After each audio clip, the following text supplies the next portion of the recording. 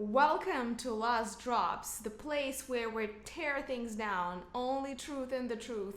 Was it a win? Was it a fail? All reviews are final.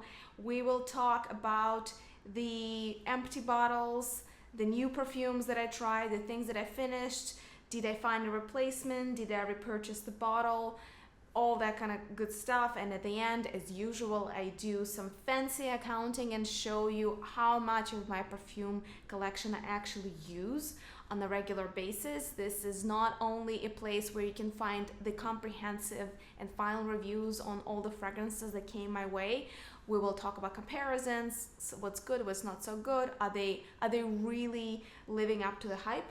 But also we get to talk about more psychological aspects of how we use perfume, perfume addiction, how to enjoy what you have more, how do we fall for the same tricks over and over again. So all of that good stuff.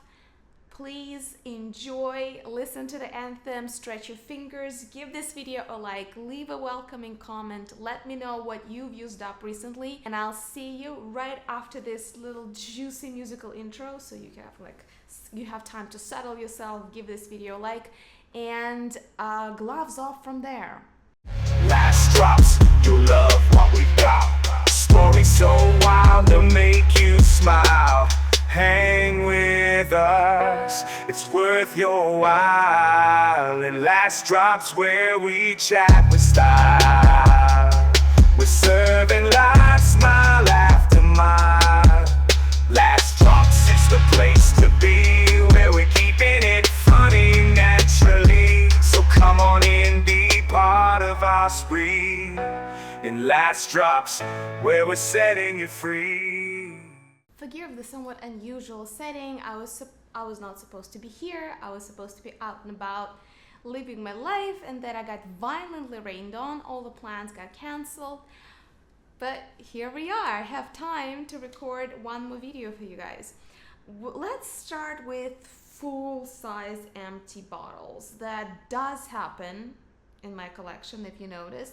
It doesn't happen as often because a collection that's bigger than 300-400 bottles, it's a notable challenge to use something up. And yet, the first one is I think is it larger size or not? This is 75 ml bottle of John Varvatos. That's their regional fragrance. I have been using that for myself here and there, but I usually use it as a layering fragrance.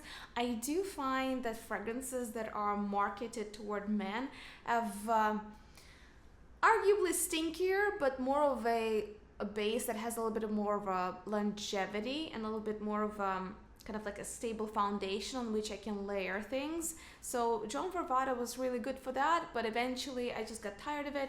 It's well balanced and suitable as it is and affordable, at least it used to be. I don't know if they are discontinued or not. Please let me know in the comments below if they're still for sale. I just found it to be a little bit predictable, a little bit boring. So probably halfway through, I just kind of started using it as a room spray. I do find myself way more captivated with home fragrances that are would be marketed unisex or marketed toward men, though like that it's all very artificial. Smell of wood is a smell of wood, and yet you're more likely to find those dry, spicy, woody vetivers and things of that nature in the aisle that's dedicated to men. Hence, this was an amazing room spray for me. Half of the bottle just went for those purposes, and half of it I enjoyed for myself. Will I replace that with the same one? No. I would rather try something new, and to be honest, I am kind of really craving to try some of the classic Hermes fragrances, Bellamy, Equipage, those ones. Not that I want to use them as a room spray, but these are the ones that I would rather buy than repeating this one. It was good, like no complaints. It's just not something that I would call a signature or something that I would forever want to remember or have in my collection. The second one that I used up, and that was all for personal use, is Mon Numero 10. Mon Numero 10 by L'Artisan Parfumeur, French niche brand. Now owned by the Puig. I think it's a Spanish conglomerate. Do I love this or do I love this? It doesn't say that it has leather necessarily in the pyramid, Mon Numero 10, but to me it's the honey-like, soft, thin leather gloves. But you have to get pretty close in order for the question to emerge. Just saying. It sits close to the skin, but it's such a comfort zone for me. This is sweet enough, delicate enough, but it's not floral, it's not too sweet, it's not gourmand honey.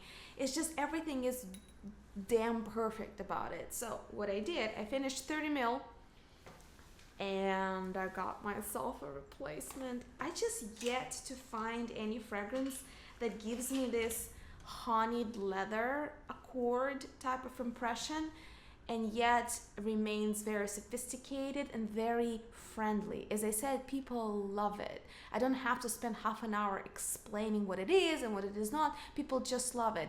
And it's really the kind of compromise, it's truly unisex, that's what I'm trying to say. It's the kind of compromise that he and she can easily share, no questions asked.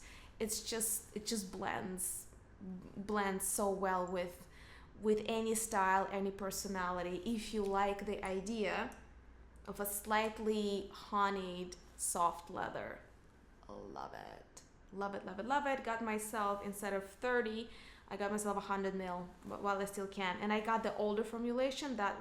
Those ones have golden lids, just so you know. Now they come in a sort of a dark green / dark gray bottles with black lids, which also look pretty cool. I'm a little bit partial toward the golden lids. It's kind of like the old L'Artisan Parfumeur when they were truly pioneering in the world of niche. A few disappointments. Since we talked about leather, there is a Carner Barcelona called Cuirs, which translates as leather. And this is the kind of leather that it's kind of smoky, very, very brutal type of leather. And not my favorite. I tried getting myself to like it. I used up 8 ml and not only I don't like it, I actually dislike it quite a bit. In that sense, Tom Ford ombre leather, like it's a really nice benchmark you can try anywhere in any department store just to get yourself it's kind of a line, a demarcation. That is a very well balanced leather that is not soft or feminine or floral, and it's not too smoky and too austere and too kind of burnt. This is a burnt leather, very brutal, that is, however, has absolutely no appeal or charm to me. It's also not long lasting. It just smells like dull, old bonfire. It's really not that great in my opinion. So 8 ml I used up, but I will not look back. And it's to be honest, it's not quite my type of leather to begin with. So maybe I'm not the best source to comment on those brutal smoky leathers. It's just not quite delivering it for me. Just my opinion. Etat Libre d'Orange Archives 69, which is pretty much peach latex, shall we say that, and an aftermath really rich Indian spices. I live for the spices, but you need to survive first 15 minutes. And I had a full size bottle. I sold it off. I left myself 8 ml decant. I finally used it up. Probably half of it I was using on myself, but I was suffering so much from this silicone, latexy, very synthetic, unnatural smelling peach at the beginning that waiting for those spices to emerge, it was not worth it. So the rest of it I just used up as a bathroom spray and just only confirmed what I already knew. That's not for me. So Archive 69, leaving my collection. I'm not gonna look back. I have plenty of peachy perfumes that are way more ripe and way more yummy. Lalique, classical Lalique is one, and actually to many people it's similar to Coco Mademoiselle. I have Queen of Sheba by Etat collection. I have a bunch of decants that say Osmanthus, and just for those of you who are curious, if the perfume name has Osmanthus in his name, it's very likely to be peachy, because the flowers of Osmanthus tend to smell peachy. So I have plenty of options to try.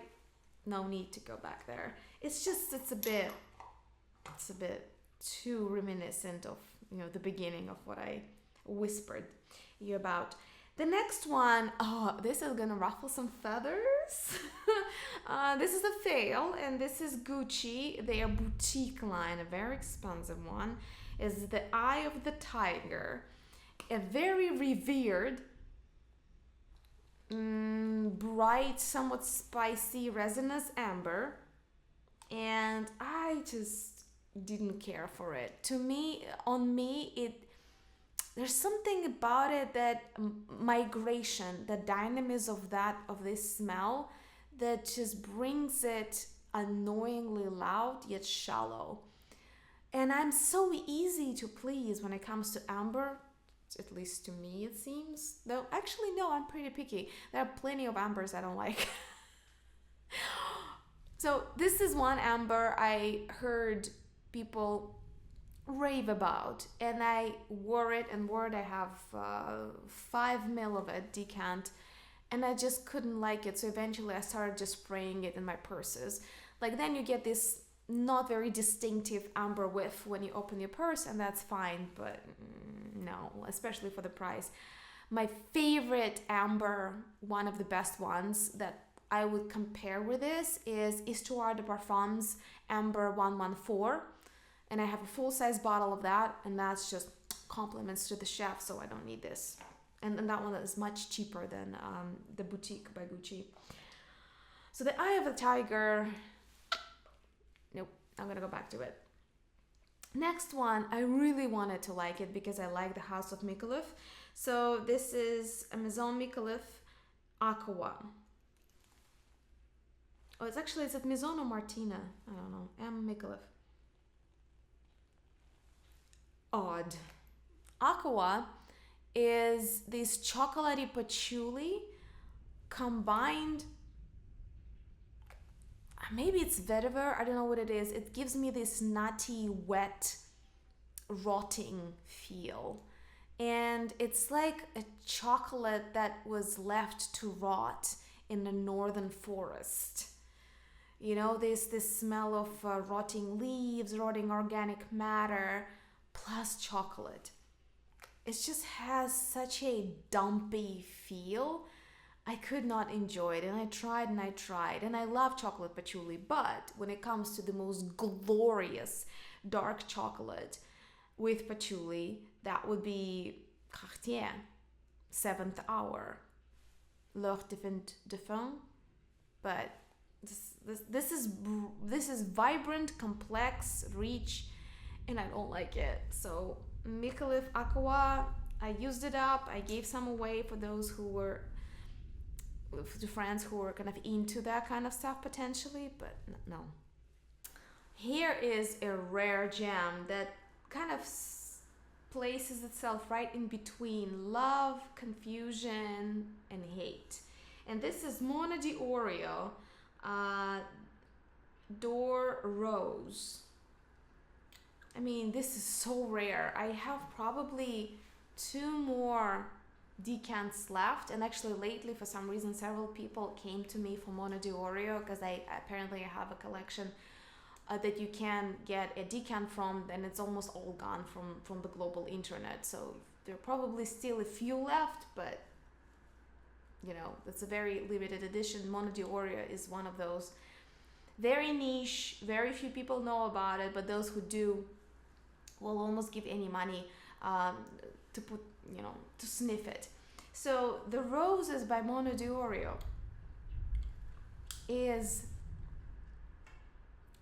very herbaceous to me, very bitter green.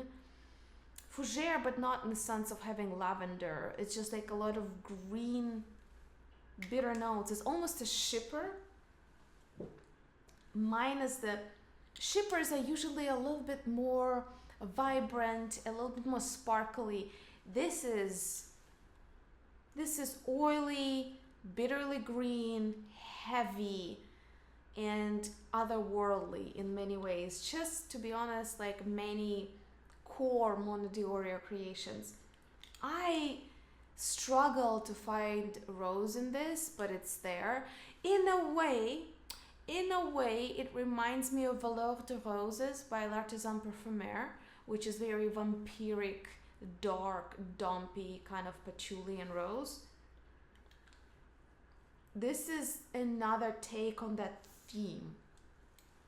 I used up 8 ml and I gave a few precious ml away to somebody who truly appreciates perfumes of this caliber. And what I can say, it's probably worth the hunt if you are into vintages, if you're into rich, oily Italian niche, things that have a lot of potency and a lot of richness to them, if you're into like older French style of perfumery making. That said, finding something like this right now on the internet is good luck. I still have a few, as I said, but very soon I'm gonna run out, and that's gonna be the end of the story. So I use it very sparingly. I find that Mono di Orio better works in colder climates, because perfumes of that gravitas, they need, I find, colder, wetter weather where they really breathe and blossom and open up. In the hot, humid weather of Florida, I find that perfumes like that kind of just melt into either nothingness or something. They kind of migrate away from their original bouquet. So if you live in the colder climates and you like rare and very rich perfumes, you can still find Mono di Orio decants here and there, and even like a 5 ml decant, it's just like plenty. It's plenty to last you a lifetime. They're that concentrated. All right, on the lighter tone, my favorite pair. Is that true? Yes. This is officially my favorite pair in the fragrance category. And this is just a decant, isn't that cute? That I bought and I poured it into from a small vial because I wanted to have a spray. This is Bottega Veneta, their boutique line that's now discontinued. And this is called Pera, number 3. I think it's 3, Pera. Oh, there is something so believably sunny, and it's like you're eating a ripe pear laying down in the afternoon sun on hay. There's something herbaceous and hay about it with a very sunny, juicy quality of pear. Nothing like that on the market. Not before, not during when it was still available, not since. I still have a few vials available that I just use up here and there. And when they're gone, so will be gone this beautiful, beautiful story. I have not found anything even close to this watercolor of like the heyday with the pears. It's so beautiful. Love it. Used it up. Want a full size bottle, but haven't seen anything, as all good things gets discontinued rather quickly. This was a puzzle. This is I used a 5 ml of Yves Saint Laurent in Love Again, which is their version of fresh, kind of shippery, because it's like sparkly cider with black currant. Black currant has a special place in my heart. I ate way too many blackcurrant preserves when I was a kid, so it's forever kind of a nostalgic berry for me. And Yves Saint Laurent in Love Again really delivers on the blackcurrant berry thing. It's a little bit more sour that I would prefer, but it's all right. And I kept walking in circles, whether I need a full-size bottle or not. It is not, I mean, even though it's Yves Saint Laurent, it's one of the oldies, so oddly enough, you can't really find it anywhere. You can't really sample it anywhere, even though it's a designer, mainstream designer fragrance, but you can't find it on the secondary market. It's not the cheapest anymore, so like I just kind of can't place myself in it. Does it have that cult status that I'm willing to pay for it as much as I would pay for niche perfume just so I have a blackcurrant in my collection? And so far the answer is no. I do have another one that I'm trying right now, a blackcurrant perfume that I think I prefer more than Yves Saint Laurent in Love Again. So this is a tentative wish list, but not now, unless maybe you can recommend me like a good blackcurrant fresh berry perfume that could work really well. Right now I'm not sold on this one. I think there are better things out there. All right, Lonestar Memories by Andy Tower. That is that horse, and that cowboy, and that Western movie that I never get to watch every time like it's out there available. It's like what I want to love about Western movies and never quite do. Same with Lonestar Memory. It's a bit too rogue for me. I can't believe I'm saying this. I feel like I am like the ultimate outlaw in my mind, but it's just it has a lot of rough edges. Sometimes I enjoy it, but not in this case. So when it comes to that kind of leather, I think I prefer the boutique line with dogs, Trussardi. The green one, I prefer that one more. That one smells like a new car with leather seats plus the plum wine. For me, it just blends better. This one is truly for the outlaws. It's good, it's just not for me. All right, yesterday by Room 1015, used up 8 ml on myself, a classical fougère. Here I'm using it in the most classical term, something that always is marketed toward men, lavender, some undeterminate kind of greens, and other juniper, like piney elements, plus lavender. I think the design of this perfume was dedicated to a photo of beetles, and this is why it's called Yesterday. I enjoyed wearing it. It was a bit tame. I don't know why I expected something a little bit more boyish, a little bit more flamboyant from a fragrance that's dedicated to beetles. Maybe it's just me, maybe it's just my nose. I enjoyed it, but I would not repurchase it again, and I probably wouldn't necessarily go for it if I was looking for a gift for a guy. Nice try, but I think there are better lavender fougère options out there that are worth exploring. The next one, oh, I love this so much. Hard to find. Arquiste Nanban. I used up 8 ml, and the last bits I was just like squeezing out of there. This is a dark, spicy, cardamom-y, sweet coffee scent. It's just a very fortunate combinations of dark chocolatey / coffee spices that are not too baked. You know what I mean? Like a lot, often spices go all the way toward baked goods, and then it makes it more of an edible spicy gourmand. This keeps it serious. That keeps it focused and a little bit forbidding. I love Nanban. It's such a want. It's definitely on my wish list, but I cannot find it for a reasonable price anywhere. Arquiste in general is kind of hard to find, but I love it Nanban is definitely hot on my wish list. So you might see it in a haul one day.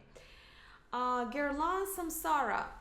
I have a bottle and a friend of mine gave me an older version of it so I could compare them, because Guerlain unfortunately reformulated their perfumes, I feel at this point 10 times, numerous times. So none of their perfumes, if you're ever considering to buy any kind of classics from Guerlain, you will have to go down the rabbit hole of figuring out the edition. They often not only reformulated but repackaged them in different bottles. The rumor has it that Guerlain classics are very decent in their newest formulation, which is like a gendarme, they call it, the flacon. It's like a column with the little swirls on the side. Why am I describing this if I can show you? So this bottle design and reformulations that came in this design of Guerlain classic fragrances, rumor has it, are very well balanced and actually good. They are both contemporary while keeping the heart of the original designs kind of true to the original olfactory designs. And I have Lou from this line, probably one of the best aldehydic fragrances that I've come across so far. And the older version, this is actually the Samsara that I have, is not good. At least there's a lot of criticism to this formulation and a lot of praise for this one, for the same name of a perfume. So she gave me some vintage Samsara so I could kind of compare the notes with the one that I had, because I was very confused about this Samsara. I was like, it is, yeah, but it kind of smells flat to me a little bit, just not quite what I thought Samsara would be. And true, vintage is much deeper, much more interesting than what I have here.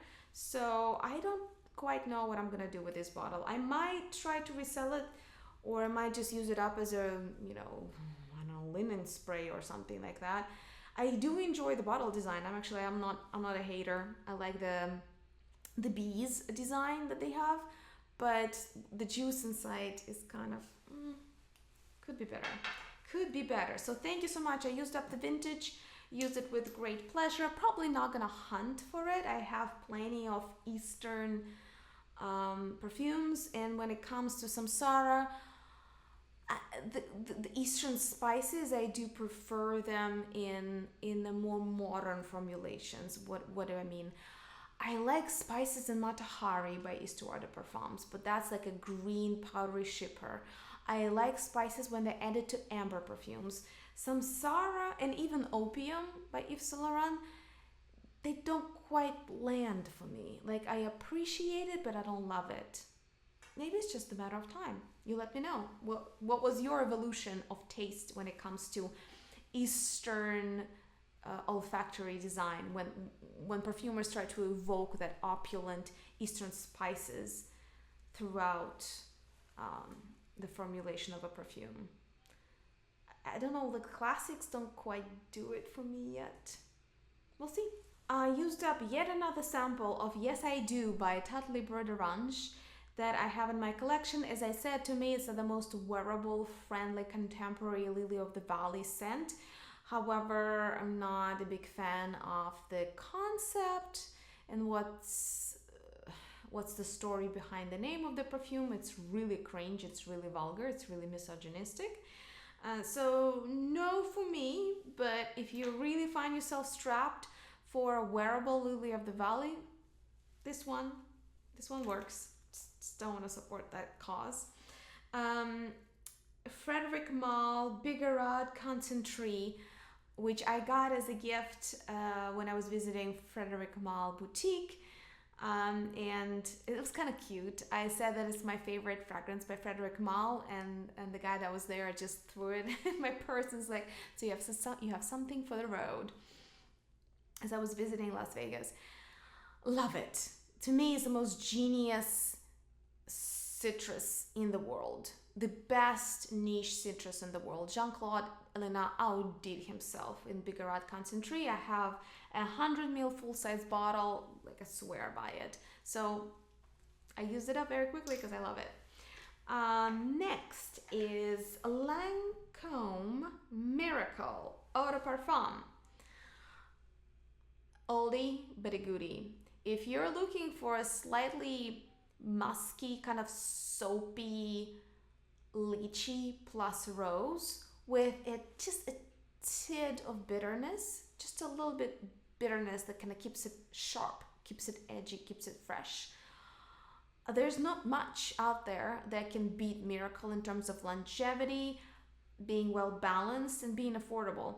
I used up a travel, I think it's like 15 ml, and I bought myself yet another 30 ml bottle. Yep. So love it, love it, love it. I am looking for replacement because this is kind of an old take on white musks. It's when the musks used to be represented straight out of the chemistry labs when they were first formulated for detergents. That's why white musks often smell to us like a detergent or like soap, because that's where they came from into the high perfumery. It's one of the rare cases when something that was devised for a rather mundane and pragmatic use made it into arts when it comes to olfactory design. So Miracle has that kind of detergent soapy feel because that's how they used those musks, synthetic musks. But now, it's been like several decades. Now there are so many other musky formulations that are softer, more skin-like. Actually, a good example would be probably Narciso Rodriguez. Their musks are much more smooth, much more skin-like, much less soapy. So I am on the lookout for something that's lychee rose, kind of sour, sweet, tangy, and musky. Ex Nihilo has a few options, but those are not quite what I'm looking for. I haven't found a replacement for Miracle yet, but if I do, I'll let you know. If you have your own suggestions for lychee rose and musks that is not too sour, not too tuberosy, and not too soapy, please let us know in the comments below. We will all appreciate your insight. And talking of Narciso Rodriguez again, I used up 5 ml of the Amber Musk. It's their old boutique line that was all gold. I think it costs like over $200 per bottle now if you can find any.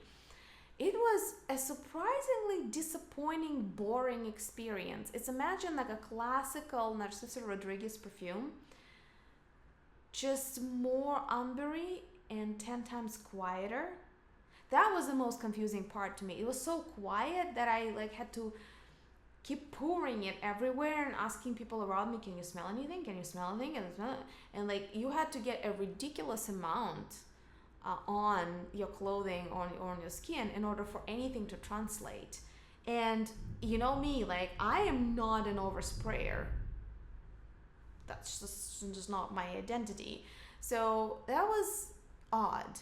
For something to be that exclusive, limited edition, discontinued, rare, expensive, for it to be so nude and so unoriginal, maybe that's why they discontinued the line. Anyway, 5 ml gone, fine. It's almost like somebody created a dupe for Narciso Rodriguez and that was not a very successful creation. That's all I can say. So definitely not worth running after.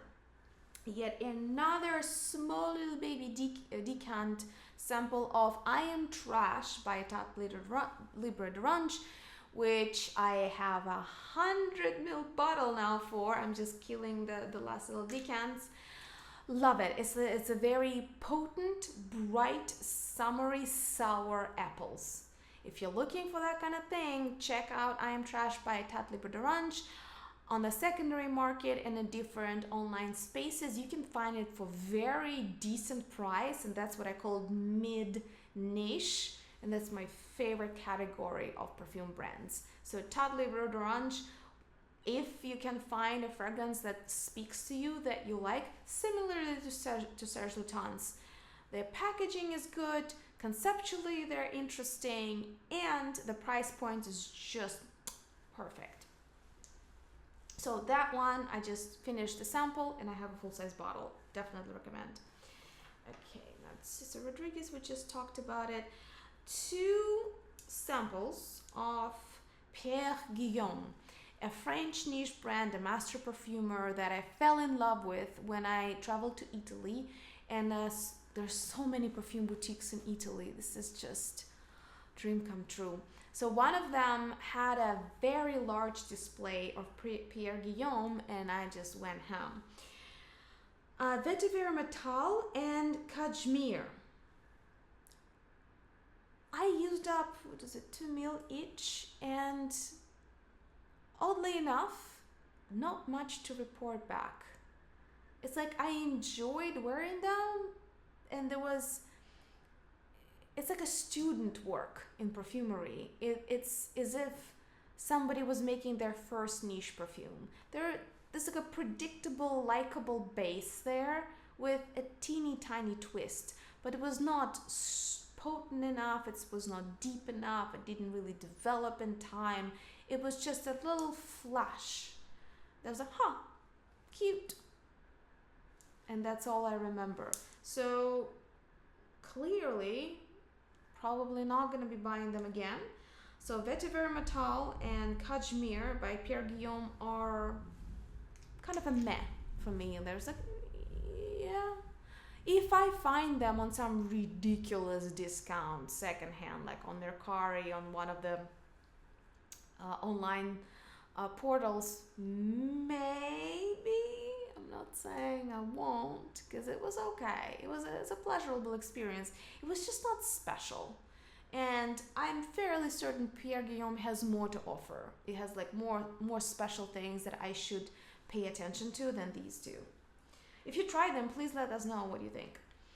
And the last confusing experience that I labeled as a disappointment is a boutique line, very expensive, by Bvlgari, and this is Irina.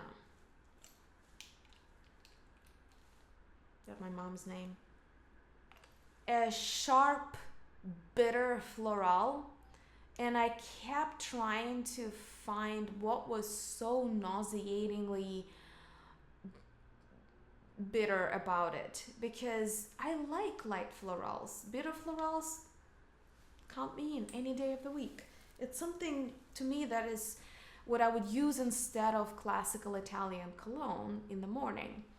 But something here was just grabbing my throat, and I was like, this is too much. This is too much. Is it neroli? Is it some tuberose? There's this kind of, imagine the most sharp, screeching neroli plus the most bitterly nauseating tuberose. There's something about Irina that it just absolutely kills my nose. It's hard to enjoy. I managed to slowly, over several years, to use up 8 ml, but this is not an experience I would want to repeat. There are plenty of delightful watercolory, bitter or romantic, powdery, green, you name it, florals that I have in my collection that I don't need to suffer for. This is my second attempt to make sense of the kind of mainstream offerings that Cartier does, fragrances for men, and this is Vetiver Blue Eau de Toilette, which I just like hate with passion. Like I tried using on myself the first one, like 2 sprays was enough. I was like, nope, this is just a windshield wiper liquid or some kind of other like chemical cleaning agent. Then I kind of used it up for just cleaning surfaces just to give them some kind of a freshness whiff. And this is the second 2 ml sample that I used up for the same purposes. I just don't get it. And then I go and I read comments online. There is like some deep inner work that men do to make sense of the sameness that is perfumes marketed toward men. I swear to God, these are some ninja skills of finding Waldo in all of these flankers. A lot of people do say that the Vetiver Blue, right? Cartier, Eau de Cartier Vetiver Blue, that It is this kind of like icy water, just melting icicle, somewhere high in the mountains. And to me, if we're talking about this feel of icy clean structure, that's what I get from Serge Lutens waters, especially the Dans le Bleu Qui Pétille. To me, that's the salt plus that kind of icy water. And I think it's probably a very targeted use of aroma chemicals that remind me of incense that gives it backbone. That's what I would call icy and crystal clear. The Vetiver Blue to me still smells like one of those chemical cleaning agents you buy. I please help me. What are the mainstream Cartier offerings that you think are amazing? Because I want to try them. I'm yet to find the one that I would really agree with. But to finish this on a more positive note, I used up a teeny tiny sample. Like, these little vials never made sense to me. This is probably less than a mil. There's no spray, and it's very hard to make any firm opinion, at least for me. Let me know if you're if your experience differs. If it's any less than 5 mil, I rarely can say if I like it or not. I can sometimes say if I don't like it immediately, but to really make an informed buying decision, this is not nearly enough. So this is Keiko Misheri M. Bruns. Keiko Misheri had its heyday maybe Keiko Misheri maybe had its heyday 10 years ago, I would say. And now it's kind of neither here or there, but you can find some of Keiko Misheri for a reasonable price. It still falls, in my view, into mid-niche. That's where I really like to explore. And that one is powdery, pruny powdery fragrance. When it comes to sweet powder, I personally prefer Heliotrope by Etro. This is Eau de Toilette, but don't let that fool you. That's a very dense, powerful, long-lasting, potent, sweet powder perfume. Probably one of the best ones in my collection. So that one wins for that aspect. And when it comes to prunes, I do rather prefer Serge Lutens Féminité de Bois, because that's like plum wine with woods, dry woods. This is my third bottle maybe, and I have a backup. So yeah, just it's not easy to shift the two favorites in my book when it comes to these two aspects of a sweet powder perfume. So I'm gonna stick with what I have, but it was good. It was pleasant. It was, I wouldn't say the most long-lasting. That vanilla prunes soft powdery aspect was delightful, but not that memorable. But again, I had less than 1 mil. I can't really make an informed decision from that little. That's just not me. So yeah. All right, for the nerds out there like me, the final accounting, how responsible and proactive am I in actually using perfumes? How real and functional is my collection? So all of this stuff, including the empties, and I was very fair in only giving myself 30 ml out of the 75 here. So like I only counted the milliliters that I used on myself. I didn't count anything that I used elsewhere. I used up 152 milliliters of perfume that I reported here.